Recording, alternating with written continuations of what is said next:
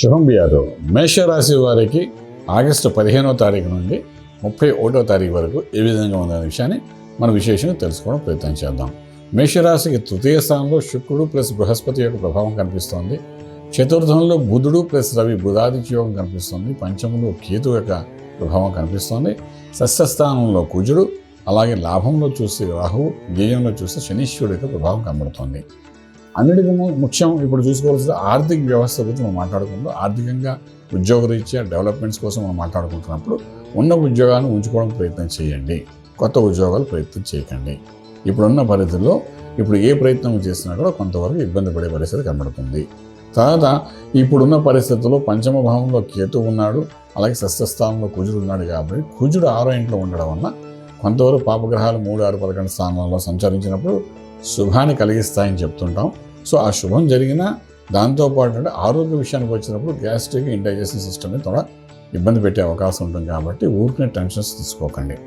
అలాగే వ్యాపారం చేసే వ్యక్తులు ఎవరైతే ఉన్నారో వ్యాపారంలో కొత్త వ్యాపారాన్ని కోసం అడుగు వేయకుండా ఉన్న వ్యాపారం నిలబెట్టుకోవడం ప్రయత్నం చేయండి.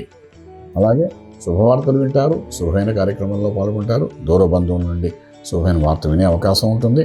వీటితో పాటు మనం ముందుకు చూసుకుని పోతే ఇంపోర్ట్ ఎక్స్పోర్ట్ వ్యాపారాలు చాలా అనుకూలంగా ఉన్నాయి. విద్యార్థులు విదేశాలకు వెళ్ళి చదువుకోవాలనుకున్న వాళ్ళకి అనుకూలం పూర్తిగా కనిపిస్తోంది. అలాగే విదేశాల్లో చదువుకుంటున్న విద్యార్థులకి ఉద్యోగరీత్యా చేసే ప్రయత్నాల్లో కొంచెం ప్రెషర్ అయితే ఉంటుంది. అంత తొందరగా ఉద్యోగం వచ్చే అవకాశం కనిపించట్లేదు. అలాగే విదేశాలకు వెళ్ళి సెటిల్ అవ్వాలనుకున్న వ్యక్తులు ఎవరైతే ఉన్నారో వ్యాపార రీత్యా అది సరైన సమయం కాదు వాటన్నిటికీ. అలాగే ట్రేడింగ్ చేసేటప్పుడు ఇన్ఫ్రాస్ట్రక్చర్ మీద, ల్యాండ్స్ మీద, అగ్రికల్చర్ ల్యాండ్స్ మీద, ఆర్గానిక్ ఇండస్ట్రీ మీద ట్రేడింగ్ చేసుకుంటూ ముందుకెళ్ళడం ప్రయత్నం చేయండి. అలాగే లక్కీ నెంబర్ 3 మీకు పాజిటివ్గా పనిచేస్తుంది. ఇక మంత్రం దగ్గరకు వచ్చినప్పుడు 6వ ఇంట్లో ఉన్న కుజుడి యొక్క ప్రభావం మీ మీద పడుతుంది. కాబట్టి కొంతవరకు సుబ్రహ్మణ్యేశ్వర స్వామి యొక్క ఆరాధన చేయడం ప్రయత్నం చేయండి. అదేవిధంగా స్వామివారికి అభిషేకం చేసి ఆ తీర్థాన్ని తీసుకోవడం ప్రయత్నం చేయండి. ఇది ఒక రకంగా బాగుంటుంది.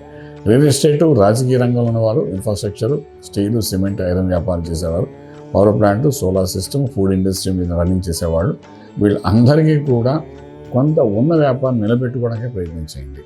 షార్ట్ టర్మ్ వ్యాపారాలు చేసేవారు, డిజిటల్ మార్కెటింగ్ చేసేవారు, అలాగే tutorials, coaching centres, tutorials run చేసేవాళ్ళు కూడా ఉన్నారు, ఎడ్యుకేషన్ ఇన్స్టిట్యూట్ రన్ చేసేవాళ్ళు ఉన్నారు. వీళ్ళందరూ కూడా ఏది జరుగుతుందో అలా జరిగేటట్టుగా ముందుకు పోవాలే తప్ప ఎక్స్ట్రా బ్రాంచెస్ ఓపెన్ చేయడం కానీ ఇటువంటి ప్రయత్నాలు ఏమి చేయకండి. ఇప్పుడున్న పరిస్థితుల్లో అది కొంతవరకు మానసికంగా ఒత్తిడి తెచ్చి డబ్బు పోవడమే తప్ప ఉపయోగపడే పరిస్థితి అయితే ఏమి కనిపించట్లేదు. 6వ ఇంట్లో ఉన్న కుజుడు ఆరోగ్య దగ్గర కొంతవరకు భయాందోళన చేసి 12వ ఇంట్లో శనీశ్వరుడి చేత ఖర్చు పెట్టిస్తాడు.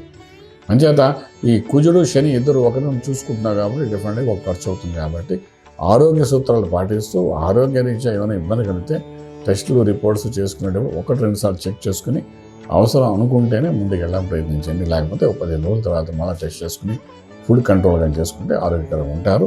ఆ విధంగా చేసుకుంటారండి. సుబ్రహ్మణ్య స్వామి యొక్క అభిషేక తీర్థాన్ని తీసుకోవడానికి ప్రయత్నించండి. రాజమార్గంలో రాజ్యం పొందగలుగుతారు. శుభం వ్యాధు. పూర్తి వివరాలకు సంప్రదించండి శ్రీ వేదమాత గాయత్రి జ్యోతిష్యాలయం, Brahmasri మంతా Suryanarayana Sharma garu, Srinilayam, first floor, 101, Sai Vaibhav layout, Chitrapuri colony పక్కన, కాజాగూడ, హైదరాబాద్ 500008.